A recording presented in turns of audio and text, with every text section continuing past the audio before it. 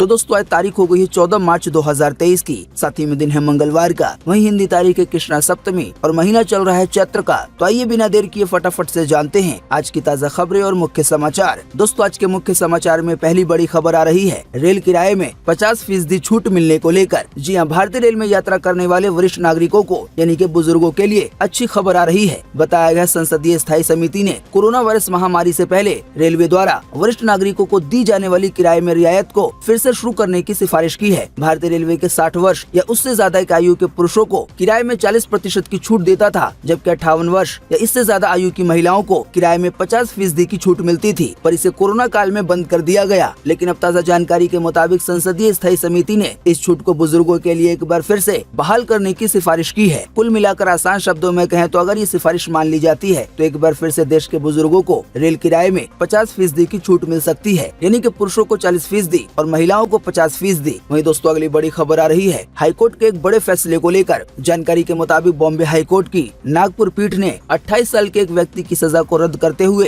एक टिप्पणी की है कि बिना किसी यौन मंशा के नाबालिग लड़की की पीठ और सिर पे केवल हाथ फेरना, ऐसा करने से उसकी मर्यादा भंग नहीं होती है। इस मामले में आरोपी के खिलाफ शील भंग करने का मुकदमा दर्ज कराया गया था, जिसपे सुनवाई करते हुए जिला कोर्ट ने आरोपी को 6 माह की जेल की सजा सुनाई थी। हालांकि जब इस केस की अपील हाईकोर्ट में की गई तो हाईकोर्ट ने उस व्यक्ति को बरी कर दिया है। कुल मिलाकर आसान शब्दों में कहें तो कोर्ट ने ये कहा है कि अगर कोई व्यक्ति किसी नाबालिग लड़की की पीठ पर या फिर सर पर ऐसे ही हाथ फेरता है, यानी कि उसके मन के अंदर उस लड़की को लेकर कोई गंदे विचार नहीं है, कोई यौन मंशा की इच्छा नहीं है, तो ऐसा करना लड़की की मर्यादा को भंग करना नहीं है। तो जाहिर बात है अगर ये ऐसा नहीं होगा तो फिर ये जुर्म भी नहीं है। इसी की वजह से बॉम्बे हाईकोर्ट की नागपुर पीठ ने 28 साल के एक व्यक्ति को इसी मामले में रिहा कर दिया है। हालांकि दोस्तों इस केस को लेकर कई लोगों के मन में ये सवाल आ सकता है कि जो मन के अंदर की बात है, यानी कि कोई अगर किसी लड़की के पीठ पे हाथ फेर रहा होगा या फिर सर पर, तो वो उसके बारे में क्या सोच रहा है, आखिर ये पता कैसे चलेगा? तो फिलहाल इसका तो कोई जवाब नहीं दिया गया है। बाकी दोस्तों आप भी इसी वीडियो के नीचे कमेंट बॉक्स में कमेंट करके बताएं कि अगर कोई व्यक्ति नाबालिग लड़की की यानी कि लड़की की उम्र 12 साल है, 13 साल है और उसकी पीठ या सर पे हाथ फेरता है तो क्या ये सही है? इस पर आपकी पर्सनल राय क्या है? वीडियो को देखने के बाद आप अपना जवाब इसी वीडियो के नीचे कमेंट बॉक्स में लिख सकते हैं। वहीं दोस्तों अगली बड़ी खबर आ रही है सतीश कौशिक जी को लेकर, जिनका अभी हाल ही में निधन हो गया था। दोस्तों अभिनेता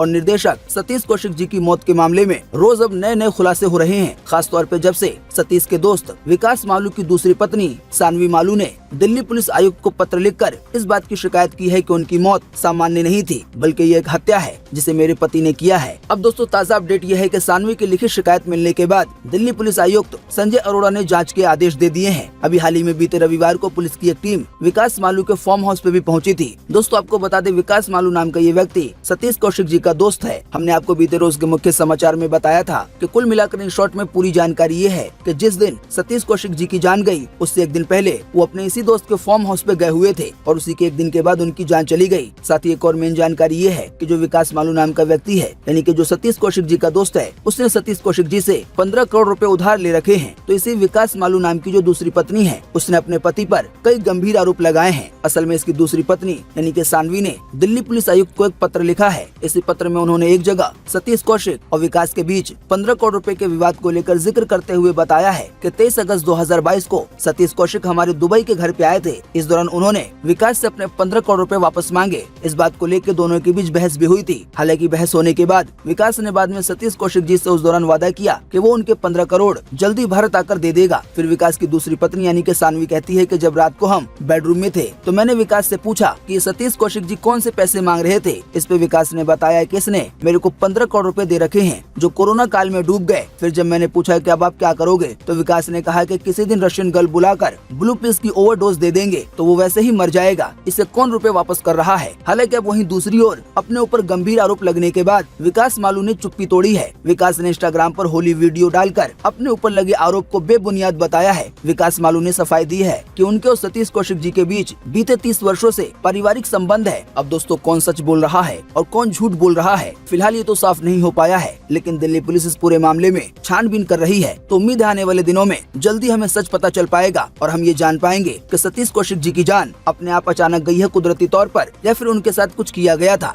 वहीं दोस्तों अगली बड़ी खबर आ रही है बागेश्वर धाम के धीरेन्द्र शास्त्री को लेकर। जानकारी के मुताबिक मध्य प्रदेश के छतरपुर जिले में स्थित बागेश्वर धाम के पीठाधीश्वर यानी कि पंडित धीरेन्द्र शास्त्री ने कहा है और खास करके युवाओं से कि ब्याह करो यानी कि शादी और 3 से 4 बच्चे पैदा करो, उनमें से 2 को राम जी के काम में लगा दो। साथ ही उन्होंने ये भी कहा कि हमें हिंदू धर्म और हिंदू राष्ट्र के लिए आगे आना पड़ेगा। धीरेन्द्र शास्त्री बीते सोमवार को रामचरितमानस रामलीला मैदान में रामालय का उद्घाटन करने पहुंचे थे। इसी दौरान उन्होंने ये बातें कही। आसान शब्दों में कहें तो पंडित धीरेन्द्र शास्त्री ने युवाओं से यही कहा है कि सभी युवा शादी करें और 3 से 4 बच्चे पैदा करें और 2 बच्चों को राम जी के काम में लगा दें ताकि वो हिंदू धर्म को आगे बढ़ाएं और इसकी वजह से आने वाले दिनों में ये भारत हिंदू राष्ट्र बन सके। दोस्तों आप भी इसी वीडियो के नीचे कमेंट बॉक्स में कमेंट करके बताएं कि पंडित धीरेन्द्र शास्त्री ने ये जो बात कही है तो आप इससे सहमत हैं या नहीं है। इस पर आपकी पर्सनल राय क्या है? वीडियो को देखने के बाद आप अपना जवाब इसी वीडियो के नीचे कमेंट बॉक्स में लिख सकते हैं। आपके दिए गए जवाबों से काफी कुछ पता चलता है। वहीं दोस्तों अगली बड़ी खबर आ रही है दिल्ली में फ्री बिजली मिलने को लेकर। जी हाँ, दिल्ली सरकार ने दावा किया है कि बिजली पर मिल रही सब्सिडी जारी रहेगी। सरकार का कहना है कि उपराज्यपाल बिजली सब्सिडी को लेकर विवाद और भ्रम फैला रहे हैं। एक दिन पहले एलजी कार्यालय से बिजली सब्सिडी नीति में बदलाव की सिफारिश संबंधी आदेश आया था। सरकार का आरोप है कि एलजी कानूनी सलाह के आधार पर दिल्ली सरकार की बिजली सब्सिडी को वापस लेने के लिए बिजली विभाग पर दबाव बना रहे हैं। दिल्ली की ऊर्जा मंत्री आतिशी ने बीते सोमवार को कहा है कि केजरीवाल की सरकार राज्य के किसी भी उपभोक्ता के लिए बिजली सब्सिडी बंद करने की कोई योजना नहीं बना रही है। दोस्तों असल बात यह है कि अभी हाल ही में कुछ दिन पहले इस तरह की खबरें आई थी जिसमें ये बताया गया था कि दिल्ली के लोगों को जो फ्री बिजली मिलती है तो अब वो तभी तक मिलेगी जब तक उनका मीटर 3 किलोवाट तक का रहेगा। अगर उनका मीटर 3 किलोवाट से ज्यादा हो जाता है तो फिर बिजली सब्सिडी मिलना बंद हो जाएगी। हालांकि अब बीते सोमवार को दिल्ली सरकार ने इस बात को साफ किया है और दावा किया है कि बिजली सब्सिडी किसी के लिए भी बंद करने की कोई योजना नहीं है, बल्कि जो दिल्ली के उपराज्यपाल हैं वो कानूनी सलाह लेकर बिजली विभाग पे दबाव बनाने की कोशिश कर रहे हैं ताकि जो बिजली की सब्सिडी है वो बंद हो जाए। जाहिर बात है इस बारे में आम आदमी पार्टी यही कहना चाहती है, कैसा करके उपराज्यपाल आम आदमी पार्टी की जो छवि है दिल्ली में उसको खराब करना चाहते हैं। तो दोस्तों फिलहाल फाइनल फैसला ये है कि दिल्ली के लोगों को यानी कि सभी लोगों को चाहे मीटर का वाट बढ़े या ना बढ़े बिजली सब्सिडी मिलती रहेगी। वैसे दोस्तों आप नहीं जानते हैं तो आपको बता दें दिल्ली के लोगों को 200 यूनिट बिजली बिल्कुल फ्री मिलती है। यानी कि अगर आप एक महीने में केवल 200 यूनिट बिजली का इस्तेमाल करेंगे तो आपको 1 रुपया भी बिल भरना नहीं पड़ेगा। वहीं अगर आप 400 यूनिट के अंदर इस्तेमाल करते हैं तो आपको आधा बिल ही भरना पड़ेगा। वहीं दोस्तों अगली बड़ी खबर आ रही है कर्नाटक के पूर्व डिप्टी सीएम के एक विवादित बयान को लेकर। जी हाँ, कर्नाटक में विधानसभा चुनाव से पहले लाउड स्पीकर को लेकर कर्नाटक के पूर्व डिप्टी सीएम और भाजपा नेता के.एस. ईश्वरप्पा ने विवादित बयान दिया है। मंगलुरु में बीते सोमवार को ईश्वरप्पा ने कहा कि अल्लाह क्या बहरा है जो उन्हें बुलाने के लिए लाउड स्पीकर पर चिल्लाना पड़ता है। अजान की आवाज से मुझे सिर में दर्द होता है। न्यूज एजेंसी एनआई के मुताबिक ईश्वरप्पा एक जनसभा को संबोधित कर रहे थे, तभी पास की मस्जिद से अजान शुरू हो गई। उन्होंने कहा कि मैं जहां भी जाता हूं ये अजान मुझे सिर दर्द देती है। सुप्रीम कोर्ट का फैसला आने वाला है, आज नहीं तो कल अजान का अंत हो जाएगा। साथ ही भाजपा नेता ईश्वरप्पा ने कहा कि प्रधानमंत्री मोदी ने सभी धर्मों को सम्मान करने के लिए कहा है, लेकिन मैं पूछना चाहता हूं कि क्या अजान के दौरान लाउड स्पीकर का इस्तेमाल करने पर ही अल्लाह नमाज सुनेंगे? हिंदू भी मंदिरों में भजन और प्रार्थना करते हैं। अब दोस्तों ये बयान तो दे दिया गया, लेकिन शायद भाजपा नेता ये नहीं जानते हैं कि मुस्लिम धर्म के मुताबिक अजान ईश्वर या अल्लाह के लिए नहीं बल्कि लोगों के लिए दी जाती है ताकि वो नमाज पढ़ने के लिए आए। अब शायद ये बात उनको पता नहीं थी, या आने वाले दिनों में वो पता करके इस पर अपनी कोई सफाई देंगे। बाकी आप भी इसी वीडियो के नीचे कमेंट बॉक्स में कमेंट करके बताएं कि अजान होने पर आपका क्या कहना है, क्या अजान की आवाज सुनने पर आपके भी सिर में दर्द होता है। वहीं दोस्तों अगली बड़ी खबर आ रही है ऑस्कर अवार्ड मिलने को लेकर। जी हाँ, 95वें ऑस्कर अवार्ड सेरेमनी में इस बार भारत और बॉलीवुड छाया रहा। फिल्म RRR के गाने नाटू नाटू ने बेस्ट ओरिजिनल सॉन्ग का अवार्ड जीता है, यानी कि ऑस्कर अवार्ड जीता है। इस सेरेमनी के दौरान कई ऐसे पल आए जो यादगार रहे। बताया गया दीपिका पादुकोण विनिंग अनाउंसमेंट सुनते ही भावुक हो गई, जबकि RRR के डायरेक्टर राजमौली थिएटर में सबसे पीछे बैठे नजर आए। इसके अलावा द एलिफेंट विस्पर्स को बेस्ट डॉक्यूमेंट्री शॉर्ट फिल्म का अवार्ड मिला, यानी कि इस साल हमें ऑस्कर के 2 अवार्ड मिले हैं। दोस्तों शायद आप जानते होंगे कि ऑस्कर का अवार्ड बड़ा ही महत्वपूर्ण होता है और बहुत बड़ा समझा जाता है। आपको बता दें ऑस्कर अवार्ड मिलने पर पीएम मोदी ने भी बधाई दी है। पीएम मोदी के अलावा भी कई और बड़े बड़े नेताओं ने, साथ ही में अभिनेताओं ने इस बारे में ट्वीट करके अपनी खुशी जाहिर की है। RRR मूवी की जीत पर प्रधानमंत्री मोदी ने ट्वीट करते हुए लिखा, एक्सेप्शनल जीत, नाटू नाटू का फेम अब ग्लोबल स्तर पर है। ये एक ऐसा गाना है जिसे आने वाले सालों में याद रखा जाएगा। MM कीरवानी, चंद्र बोस और पूरी टीम को इस जीत की बधाइयाँ। साथ ही में इस बारे में देश के गृह मंत्री अमित शाह ने कहा कि भारतीय सिनेमा के लिए ये एक ऐतिहासिक दिन है, क्योंकि नाटू नाटू गाने ने ऑस्कर पुरस्कार जीतकर इतिहास रच दिया है। ये गीत भारतीयों के साथ साथ दुनिया भर के संगीत प्रेमियों की जुबान पर रहा है। वहीं दोस्तों अगली बड़ी खबर आ रही है रिटेल महंगाई घटने को लेकर। जानकारी के मुताबिक देश में बीते फरवरी के महीने में रिटेल महंगाई घटकर 6.44% पर आ गई है। हालांकि इससे एक महीने पहले यानी कि जनवरी 2023 में ये 3 महीने के उच्चतम स्तर 6.52% और दिसंबर में 5.72% पर थी। कुल मिलाकर आसान शब्दों में कहें तो रिटेल महंगाई में बहुत मामूली सी कमी दर्ज हुई है। बताया गया है खाने पीने के सामान में मामूली बढ़ोतरी हुई है, वहीं दाल चावल और सब्जियों की कीमत में थोड़ी कमी आई है, जिसके चलते महंगाई दर में मामूली सी गिरावट देखने को मिली है। बताया गया है खाने पीने के कई सामान में 0.1% की बढ़ोतरी हुई है। हालांकि वहीं सब्जियों के दामों में 0.9% की कमी आई है। वहीं फ्यूल लाइट के दामों में लगभग 1% की कमी आई है। वहीं हाउसिंग सेक्टर में यानी कि घर वगैरह की कीमतों में लगभग 0.20% की बढ़ोतरी हुई है। वहीं दाल की कीमतों में लगभग 0.18 या 19% की कमी आई है। कुल मिलाकर आसान शब्दों में कहें तो खाने पीने के कई सामान में मामूली सी बढ़ोतरी हुई, पर वहीं दाल चावल और सब्जियों की कीमत में थोड़ी कमी आई, जिसके चलते जो रिटेल महंगाई दर है उसमें गिरावट देखने को मिली है। वहीं दोस्तों अगली बड़ी खबर आ रही है सेम सेक्स मैरिज केस को लेकर। जी हां, सेम सेक्स मैरिज को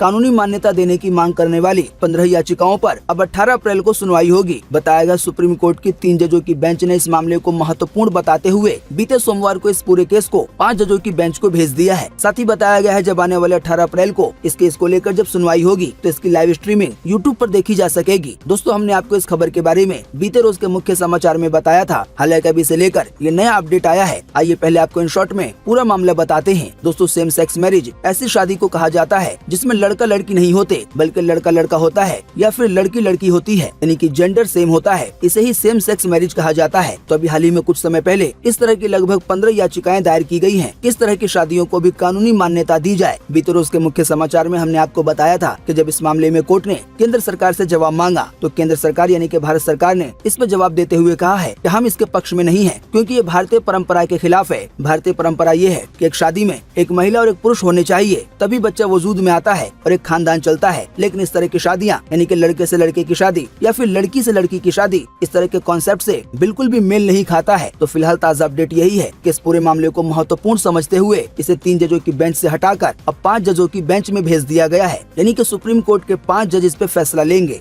वहीं दोस्तों अगली बड़ी खबर आ रही है हाईकोर्ट के एक बड़े आदेश को लेकर। जानकारी के मुताबिक कर्नाटक हाईकोर्ट ने अपने एक फैसले में कहा है कि 5 सालों तक महिला की सहमति से बनाए गए शारीरिक संबंधों को रेप नहीं कहा जा सकता। इसके साथ ही कोर्ट ने एक युवक पे लगे एक्स गर्लफ्रेंड के रेप के आरोप को खारिज कर दिया। हालांकि कोर्ट ने कहा है कि उस पर सेक्शन 323 और सेक्शन 506 के तहत मामला चलता रहेगा। बात यह है कि बेंगलुरु के मल्लिकार्जुन देसाई पर उसकी एक्स गर्लफ्रेंड ने रेप और क्रिमिनल ब्रीच ऑफ ट्रस्ट का आरोप लगाया था। वो दोनों पिछले 5 साल से रिलेशनशिप में थे। युवती ने कहा कि रिलेशनशिप के दौरान युवक ने शादी का वादा करके उसके साथ शारीरिक संबंध बनाए थे, लेकिन वो बाद में शादी से मुकर गया, इसीलिए लड़की के हिसाब से ये रेप है। हालांकि हाईकोर्ट ने इस बात को मानने से मना कर दिया। हाईकोर्ट ने कहा कि अगर सहमति से संबंध बनाए गए हैं तो इसे रेप नहीं कहा जा सकता। पर जो युवक पर दूसरे तरह के मामले चल रहे थे जैसे कि धोखा वगैरह देना, तो इस मामले में केस चलता रहेगा। वही दोस्तों अगली बड़ी खबर आ रही है पंजाब पुलिस को लेकर। जानकारी के मुताबिक पंजाब के श्री मुक्तसर साहिब की पुलिस सब लोगों के विवाह समारोह में बैंड बजाएगा। पुलिस कर्मचारियों ने शादी समारोह की बुकिंग भी शुरू कर दी है। 1 घंटे का 7,000 रुपए चार्ज लिया जाएगा। बताया गया अक्सर स्वतंत्रता दिवस, गणतंत्र दिवस और बड़े सरकारी कार्यक्रमों में पुलिस बैंड की धुन को लोग सुनते हैं। पुलिस का बैंड सिर्फ खास मौकों पे बजाया जाता है, लेकिन अगर अब पंजाब पुलिस का बैंड किसी शादी या फिर अन्य कार्यक्रमों में बजता हुआ दिखाई दे तो कोई अजब की बात नहीं है, क्योंकि अब इस तरह का बैंड शादियों में बजाया जाएगा पुलिस की तरफ से और इसके लिए हर घंटे का 7,000 रुपए लिया जाएगा। वहीं दोस्तों अगली बड़ी खबर आ रही है पाकिस्तान के पूर्व प्रधानमंत्री इमरान खान को लेकर। जानकारी के मुताबिक पाकिस्तान के पूर्व प्रधानमंत्री इमरान खान के खिलाफ इस्लामाबाद की एक अदालत ने गैर जमानती वारंट जारी कर दिया है, यानी कि अब उनकी गिरफ्तारी होकर ही रहेगी। बताया गया ये मामला एक महिला जज को धमकी देने से जुड़ा हुआ है। इससे पहले भी इमरान खान के खिलाफ 3 मामलों में गिरफ्तारी वारंट जारी हो चुके हैं। इनमें से एक में उन्हें फिलहाल जेल जाने से राहत मिल चुकी है, पर बीते सोमवार को अदालत ने पुलिस को दिए ऑर्डर में कहा है कि इमरान खान को गिरफ्तार करने के बाद 29 मार्च को हमारे सामने पेश करें। इसी बीच ये बताया जा रहा है कि पुलिस हेलीकॉप्टर लेकर इमरान खान के घर पे पहुंची। असल में दोस्तों बात यह है कि इमरान खान को सपोर्ट करने वाले बहुत सारे लोग हैं, यानी कि आम जनता का उन्हें अच्छा खासा सपोर्ट है। इसी की वजह से उनकी गिरफ्तारी इतनी आसान नहीं है। वहीं दोस्तों अगली बड़ी खबर आ रही है राखी सावंत को लेकर। जानकारी के मुताबिक राखी सावंत ने कहा है कि वो उम्रा करने के लिए सऊदी अरब जाना चाहती हैं। साथ ही उन्होंने ये भी कहा है कि वो वीजा के लिए जामा मस्जिद से एफिडेविट बनवा रही हैं। इसके अलावा राखी सावंत ने ये भी कहा कि अगर उन्होंने उम्रा कर लिया तो उनका नसीब खुल जाएगा। बाकी जो रमजान का महीना आ रहा है तो उस रमजान के महीने में वो रोजे भी रखेंगी। वहीं दोस्तों अगली बड़ी खबर आ रही है ऑरमैक्स द्वारा जारी किए गए पॉपुलर स्टार की लिस्ट को लेकर। जानकारी के मुताबिक ऑरमैक्स द्वारा पॉपुलर स्टार की लिस्ट जारी की गई है, जिसमें शाहरुख खान सबसे पॉपुलर स्टार माने गए हैं। वहीं सलमान खान दूसरे नंबर पर हैं, तो अक्षय कुमार तीसरे नंबर पर हैं। वहीं फीमेल स्टार्स में आलिया ने दीपिका को पछाड़ झाड़ दिया है,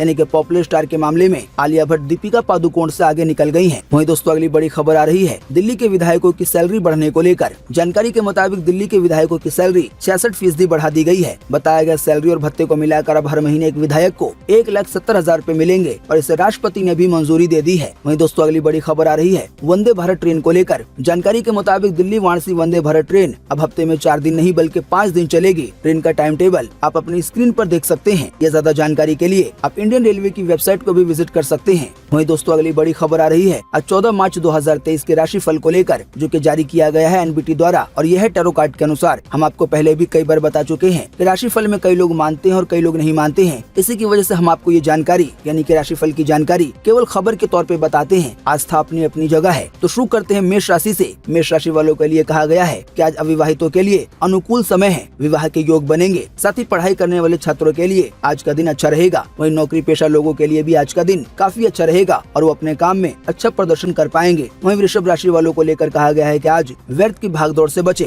यानी कि फालतू के भागदौड़ से, और मानसिक संतुलन बनाए रखें। आर्थिक स्थिति पहले की अपेक्षा मजबूत होगी। वहीं पारिवारिक जीवन में किसी संपत्ति को लेकर तनाव की स्थिति बन सकती है। वहीं मिथुन राशि वालों को लेकर कहा गया है कि आज आर्थिक स्थिति में वृद्धि और रुके हुए कार्यों में प्रगति होगी। स्वास्थ्य के मामले में ये समय अच्छा नहीं है, वाहन ध्यान से चलाएं, अन्यथा चोट लगने की आशंका है। वहीं नौकरी करने वाले लोगों को अपने काम में कुछ परेशानियों का सामना करना पड़ सकता है। वहीं कर्क राशि वालों को लेकर कहा गया है कि आज आपको कुछ अच्छी और कुछ बुरी चीजों का सामना करना पड़ सकता है। वहीं सिंह राशि वालों को लेकर बताया गया है कि आज सुबह से कामकाज को लेकर आप आक्रामक रहेंगे। आपके इरादे बहुत साफ रहेंगे, जिसकी वजह से आप कार्यस्थल और घर पर भी काम सही तरीके से कर पाएंगे। वहीं कन्या राशि वालों को लेकर कहा गया है कि आज आपकी किसी महत्वपूर्ण व्यक्ति से मुलाकात होगी, जिससे आपका मनोबल मजबूत रहेगा। काफी दिनों से रुका हुआ धन मिलेगा। धार्मिक कार्यों को करने से समाज में सम्मान मिलेगा। वहीं तुला राशि वालों को लेकर कहा गया है कि आज कार्यस्थान पर ज्यादा प्रतिस्पर्धा रहेगी। पराक्रम से बिगड़े काम भी सफलता पूर्वक पूरे हो सकेंगे। परिवार में किसी बात पर मतभेद उभर सकते हैं। साथ ही घरेलू खर्चे बढ़ेंगे। वहीं वृश्चिक राशि वालों को लेकर कहा गया है कि आज परिवार में हर्षोल्लास का वातावरण रहेगा, यानी कि खुशी का, और पारिवारिक बिजनेस में परिवार के सदस्यों का सहयोग मिलेगा। अपनी रोजमर्रा की जिंदगी को ज्यादा रोचक बनाएंगे। वहीं सामाजिक कार्यों को करने से समाज में आपका सम्मान बढ़ेगा। वहीं धनु राशि वालों को लेकर कहा गया है कि आज सुबह से अपने कार्यों को लेकर पूरी तरह तैयार रहें। कार्य क्षेत्र में गुस्से और जलन को नियंत्रित करने की जरूरत है। जल्दबाजी में काम करने से नुकसान की आशंका है। वहीं मकर राशि वालों को लेकर कहा गया है कि आज कोई ऐसा काम न करें जो आपको बोझ मालूम पड़े, अन्यथा अनावश्यक विवाद हो सकता है। आप किसी नजदीकी सहयोगी के कारण परेशानी में पड़ सकते हैं। ध्यान रखें, पारिवारिक सदस्यों से कोई सरप्राइज तोहफा मिल सकता है। वहीं कुंभ राशि वालों को लेकर कहा गया है कि आज आपको व्यापार की वजह से कुछ यात्राएं करनी पड़ सकती हैं, जिसकी वजह से आपके स्वास्थ्य में गिरावट आ सकती है। कुछ लोग धार्मिक चर्चा में अपना समय व्यतीत करेंगे। वहीं कार्य क्षेत्र में सहकर्मियों का रवैया अच्छा रहेगा और सूझबूझ से कई काम पूरे होंगे। वहीं मीन राशि वालों को लेकर कहा गया है कि आज आप परिचितों के साथ लेन देन में सावधानी बरतें, अन्यथा संबंधों में गिरावट आ सकती है। वहीं मकान और गाड़ी पर खर्च के योग बन रहे हैं। वहीं जीवन साथी के साथ किसी बात पर वाद विवाद की आशंका बन रही है।